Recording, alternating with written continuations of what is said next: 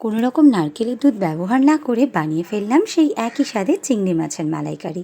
মাছগুলোকে প্রথমে নুন হলুদ ভালোভাবে মিশিয়ে নিয়ে কড়াই গরম করে সাদা তেল দিয়ে মাছগুলোকে হালকা করে ভেজে নিয়ে ওই একই তেলের মধ্যে তেজপাতা, শুকনো লঙ্কা আর গোটা গরম মশলা দিয়ে মশলায় সুন্দর একটা গন্ধ ছেড়ে আসলে দিয়ে দিচ্ছি বেটে রাখা পেঁয়াজটা খানিক নেড়ে চেড়ে নিয়ে দিয়ে দিচ্ছি আদা রসুন বাটা, পরিমাণ মতো হলুদ গুঁড়ো, পরিমাণ মতো নুন, ধনে গুঁড়ো, জিরে গুঁড়ো, কাশ্মীরি লঙ্কার গুঁড়ো আর একটু চিনি দিয়ে মশলাটা ভালোভাবে কষিয়ে নেব।